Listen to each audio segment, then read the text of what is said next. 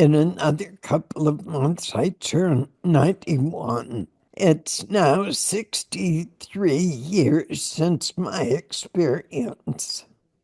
This was 1962.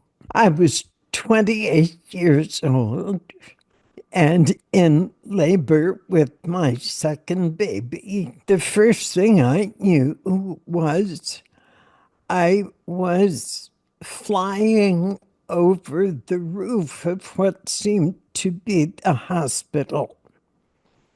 I was flying and then flying very fast. Eventually, a group of circles came toward me, and they had a message which was, "You are not real. You never were real. You never will be real."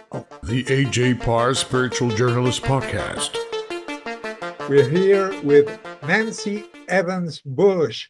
She is one of the pioneer NDE researchers, and she specialized in distressing NDEs. She's also written 3 books on the subject, but most importantly, this all started out when she had a distressing NDE, also known as disturbing NDEs or hellish NDEs. So we're going to talk about that. Welcome, Nancy.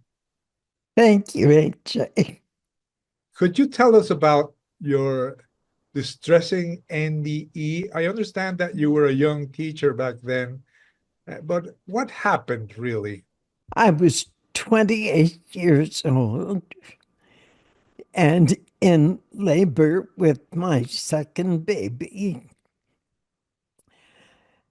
Essentially, what happened, physiologically, I don't know what happened, but experientially, the first thing I knew was I was flying over the roof of what seemed to be the hospital, which I did not recognize as the roof of the hospital, but I could see up the hill where I was a teacher at the time, and I could see my classroom window, which told me where I was geographically.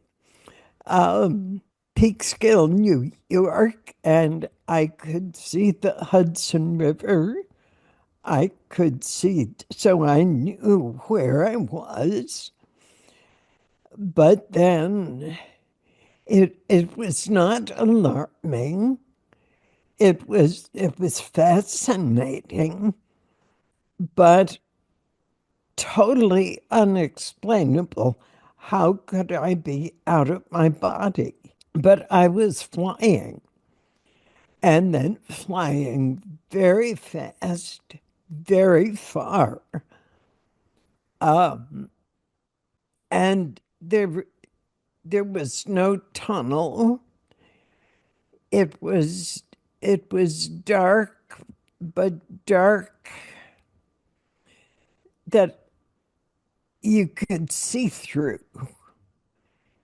So it wasn't that I was blind dark, and there was no sense of any kind of being with me. But eventually a group of circles came toward me. It just circles, clicking black to white, white to black. And they had a message which was, "You are not real. You never were real. You never will be real." And I argued with them passionately, thinking, I wish I could have argued this well with the debate team, but my arguments had no weight with them because I was in their territory. They knew the truth of where we were, and there was no question they had not ultimate authority, but they were definitely chief executive types. Eventually, they turned and left, and I was left standing alone in what can probably best be described as an airplane landing field, just flat, nothing. It's hard to describe the void because the void contains absolutely nothing. I say it was like an airfield, except there was no field. And I wasn't standing because I had no feet. I had my consciousness, but that was it. And I was desperate because this message, you are not real, had shockingly, catastrophically exploded my entire worldview. I was a very mainstream liberal Protestant, the daughter of a pastor.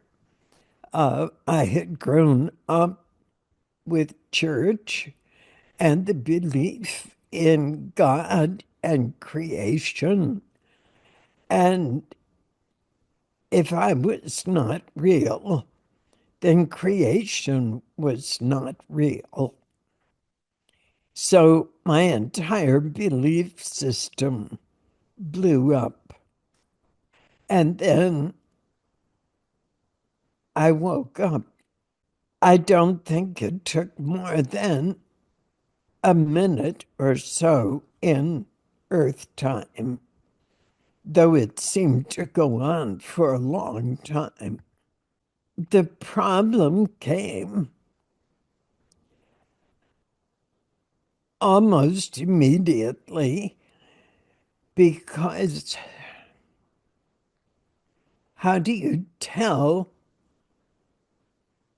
a nurse or your husband or your mother, I was just in a different place, that said that everything we believe is not true, that we are not real? When I got home, what do you do with the baby who is not real? And the baby cries at 3 o'clock in the morning. Is it really important to feed the baby if the baby is not real? I had to relearn or rethink absolutely everything. But I could not talk about it. I did not tell anyone for 20 years. How did you try to understand this? I was in a rage at church and Christianity and God and everything I had believed in, which had so suddenly disappeared. I was very angry for a long time. Ultimately, there was a divorce, something very much like a nervous breakdown. It haunted me, but I couldn't really, in my terms, I couldn't really think about it. because I didn't know what to think. What does it mean to say you are not real? I seemed to be a young mother with small children, but if none of us was real, what what were we? What was I? I've read constantly, but nothing even came close. I wasn't ready yet to see the patterns. One of my earliest gasps came 6 years after the experience when I was having coffee with a friend who had just received a copy of Carl Jung's book, Man and His Symbols. And she said, "Oh, here, I'll go fix tea. You might want to take a look at this." And as I was leafing through, I turned a page, and there was a picture of one of the circles from my experience. I had never seen it before. I had no idea what it was. It absolutely terrified me. And I heaved, I jumped, it might have been a spider. I jumped and threw the book across the room and fled the house. My friend said to me years later, when I could tell her what went on, she said, "I wondered where you disappeared to." I was fleeing the circle.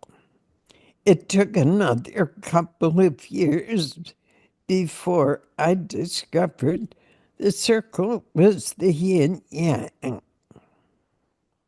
The circles in my experience had the same black white, and it was that was clicking back and forth. But I had no context for them. This was 1962. I was a New England Congregationalist. Woodstock had not happened yet. The Beatles had not been to India yet. The only thing we knew about Eastern culture, we thought, was chow mein, which tells you what an impoverished state we were in. So there was no context for this figure, this symbol, which had meaning in Buddhism, but not in Congregationalism. Congregationalism didn't know what to do with it. When one's world is so thoroughly lacerated, it takes a very long time if you're not in contact with people who are familiar with psychic experiences.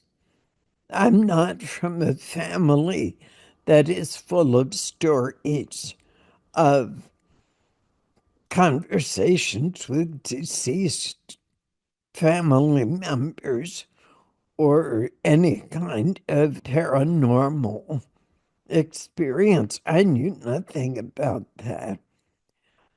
Congregationalist, know nothing, or at that time knew nothing about mysticism.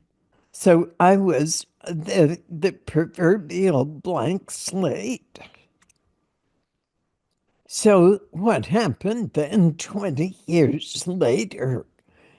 It's 20 years of floundering and chaos. By that time, there were 3 kids, only one of them still at home.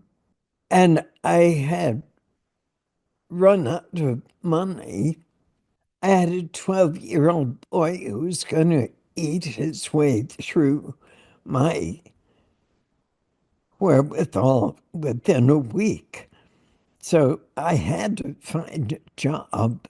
And at that point, I was helping my daughter use the want ads to find herself a job.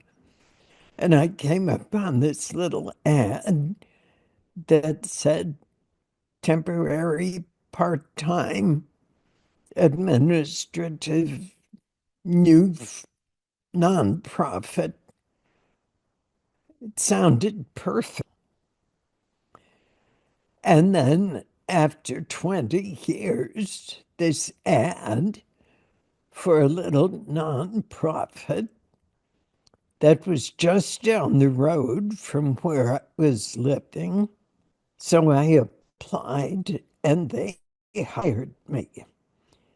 And that's how I became the first office manager of the International Association for Near-Death Studies. I had never heard of near-death experiences. It was a convenient location in an educational institution. I'm always interested in learning, and I thought it sounded interesting. Although I had, like almost every job I've ever had, except teaching, I had no qualifications for it. But Ken Ring, who was then president of the association, hired me. And he said the best thing he could have said, which was, for the first 3 weeks, don't do anything but read. Here's the library. Read.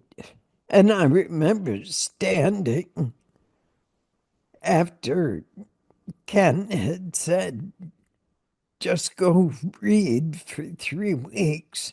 And I went to the university library and I stood in front of those stacks.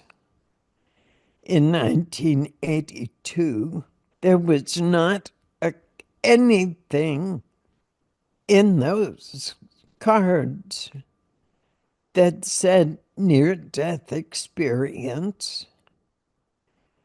Nothing that pointed me in any direction. I just had to start groping and talking to people at the office. Well, not talking to, but listening to people at the office. And bit by bit by bit, I came to some conclusions which were not popular. I had no background in psychic experience, in esoteric religion,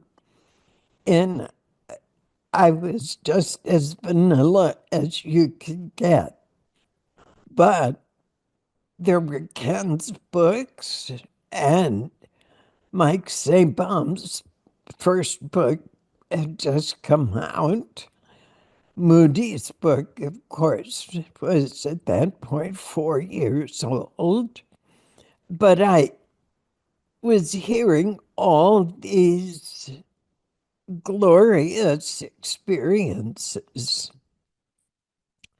But I recognized in them the same pattern I had as out of body movement at great speed through great distance, encounter with presences that you couldn't explain, total upheaval of everything in my life.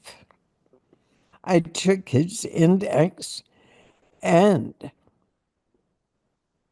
according to my answers, my experience was an NDE, but no one wanted to hear about it because it was frightening.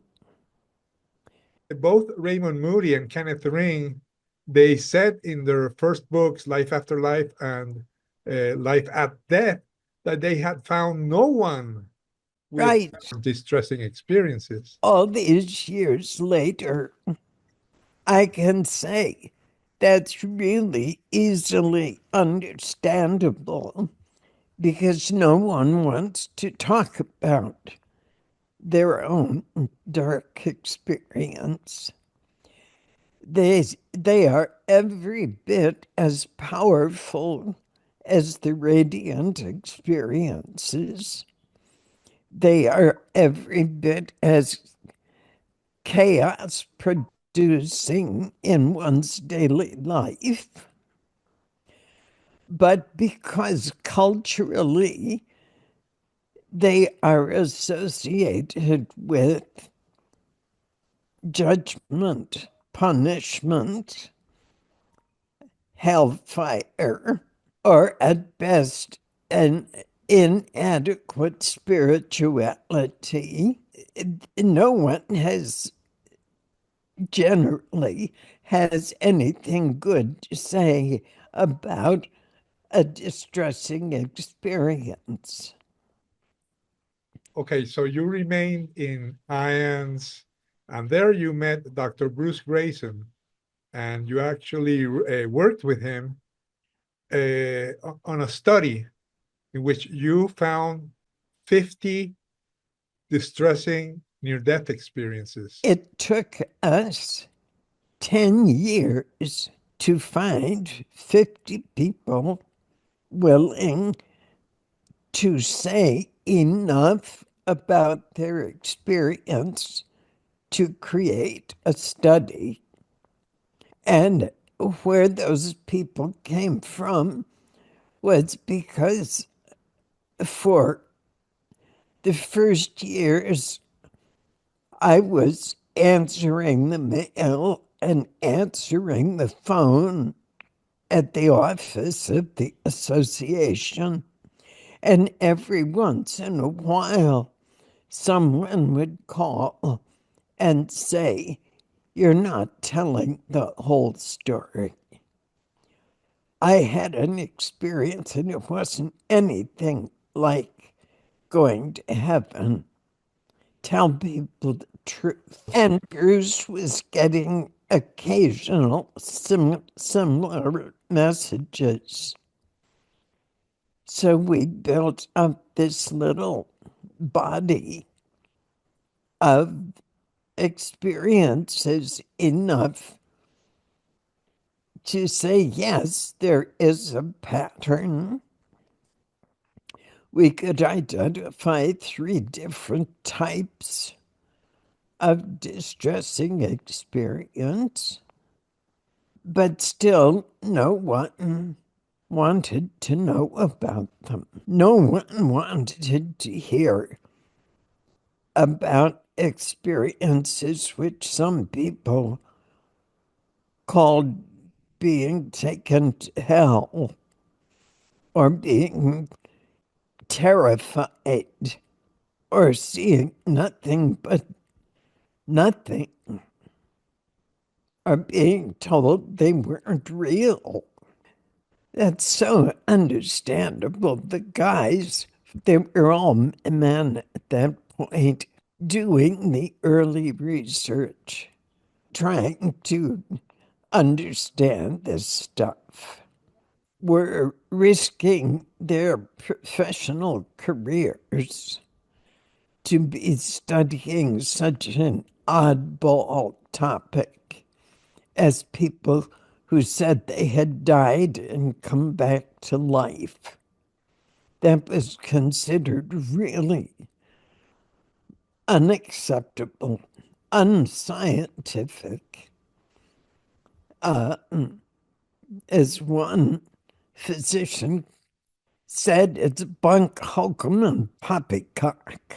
So they were having trouble enough talking about experiences that changed people's life instantly for the better.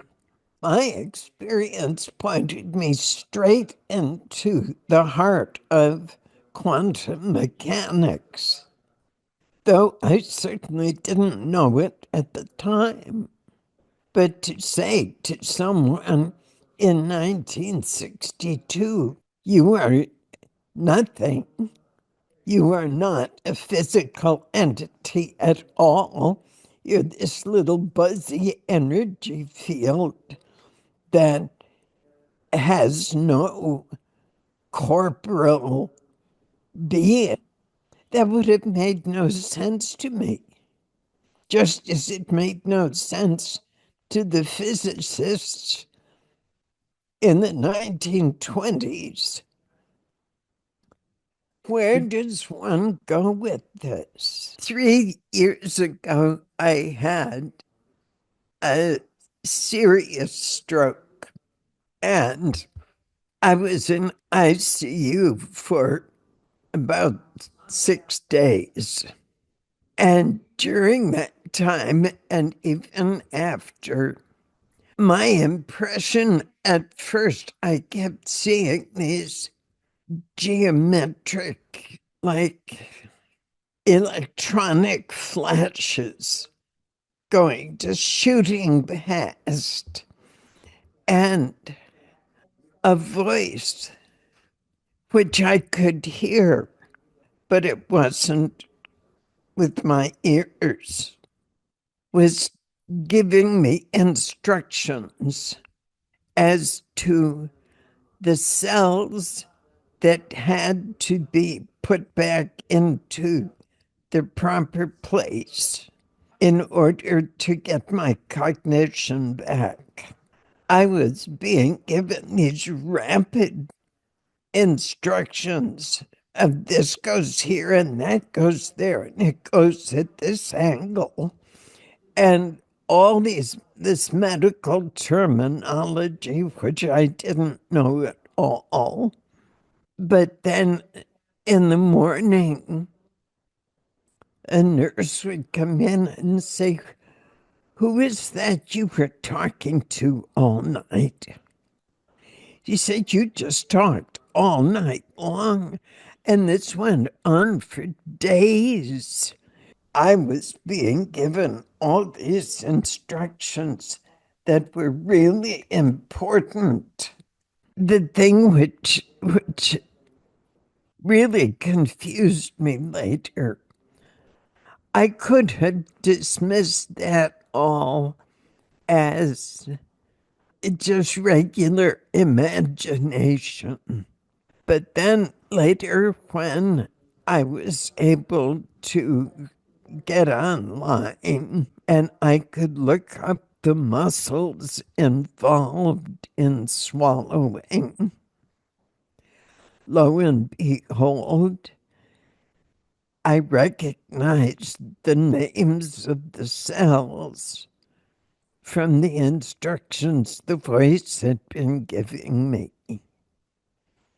So that's a dimension of consciousness that is just, all you can do is wave your hands and say, it's real and it's happening. And we don't really understand it. And at some point, maybe we will understand.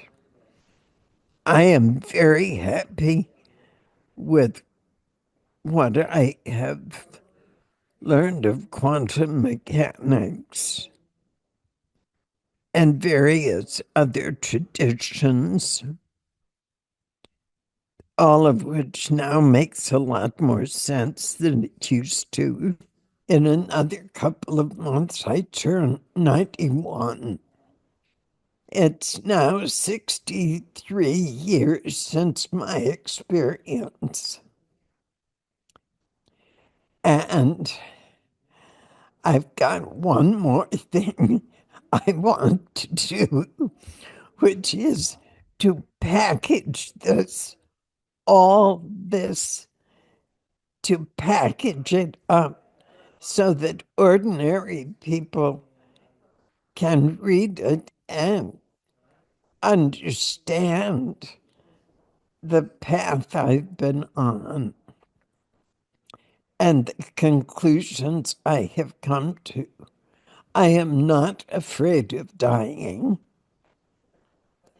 because now I have quantum physics to tell me that we are particles who will become waves. So the news is good news. This has been the A.J. Parr Spiritual Journalist Podcast. Please like, share, and subscribe.